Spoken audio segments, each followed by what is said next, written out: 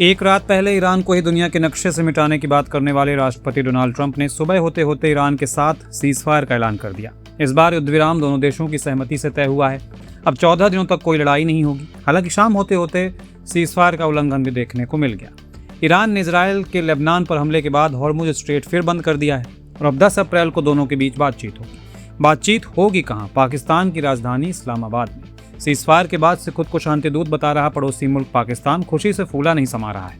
Iran America को एक ही मेज पर, और वो भी अपने देश में आने का प्रस्ताव भेजकर, वो भले सोच रहा हो कि इस युद्ध विराम का असली खिलाड़ी वही है, तो वो किसी मुगालते में जी रहा है। क्योंकि जो रिपोर्ट सामने आई हैं उसके बाद तो यह तय है कि अमेरिका ने सिर्फ उसे किसी डिलीवरी बॉय या कहें किसी डाकिया की तरह यूज किया है।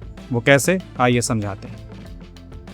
फाइनेंशियल टाइम्स की रिपोर्ट के मुताबिक इस्लामाबाद कोई तटस्थ मध्यस्थ यानी कोई मीडिएटर नहीं था, बल्कि अमेरिका के लिए सीजफायर प्रस्ताव को आगे बढ़ाने का एक सुविधाजनक जरिया भर था। फाइनेंशियल टाइम्स से बातचीत से जुड़े लोगों के हवाले से बताया गया है कि अमेरिका ने पाकिस्तान पर जोर डाला था कि वह वाशिंगटन का प्रस्ताव ईरान तक पहुंचाए।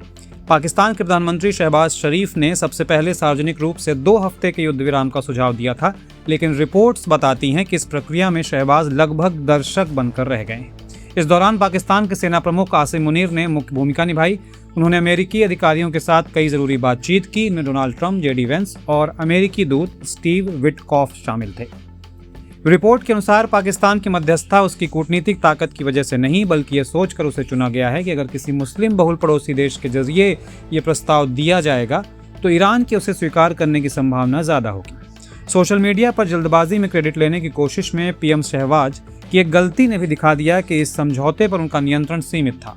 शरीफ ने इस समझौते को पाकिस्तान की पहल बताया, लेकिन गलती से अपने पोस्ट के ऊपर यह लिखा छोड़ दिया, ड्राफ्ट पाकिस्तान के प्रधानमंत्री का एक्स पर मैसेज। पाकिस्तान के प्रधानमंत्री ने यह भी कहा कि युद्ध विराम में लेबनान भी शामिल है, लेकिन डोनाल्ड ट्रंप और इजरायल के प्रधानमंत्री बेंजामिन नेतन्याहू दोनों ने इस बयान को खारिज कर दिया, जिससे इजरायल को हिजबुल्लाह के खिलाफ अपनी सैन्य कार्रवाई जारी रखने की अनुमति मिल गई।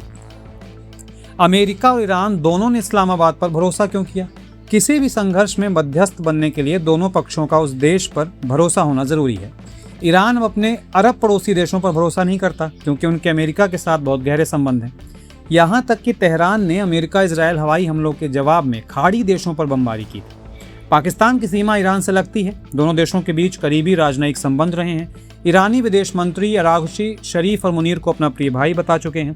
इसके अलावा फिलिस्तीन मुद्दे के कारण पाकिस्तान के इजराइल के साथ कोई राजनयिक संबंध नहीं, जो तेहरान के भरोसे की एक और बड़ी वजह है। जहां तक अमेरिका का सवाल है, पिछले साल से पाकिस्तान के साथ उनके संबंधों में सुधार हुआ है। Islamabad Trump board of peace में भी शामिल हुए, जिसका लक्ष्य गाजा में शांति सुनिश्चित करना है। ट्रंप पहले ही पाकिस्तानी सेना प्रमुख मुनीर को अपना पसंदीदा फील्ड मार्शल कह चुके हैं। रिपोर्टों के अनुसार मुनीर के अमेरिकी और ईरानी रक्षा प्रतिष्ठानों के भीतर गहरे संबंध हैं, जो पाकिस्तान को ऐसी वार्ताओं में बढ़त भी दिलाते हैं। इसके साथ ही पाकिस्तान के अन्य खाड़ी देशों के साथ भी अच्छे संबंध हैं, जिससे वह संघर्ष का हल निकालने के लिए सभी को साथ लेकर चलने में सक्षम है।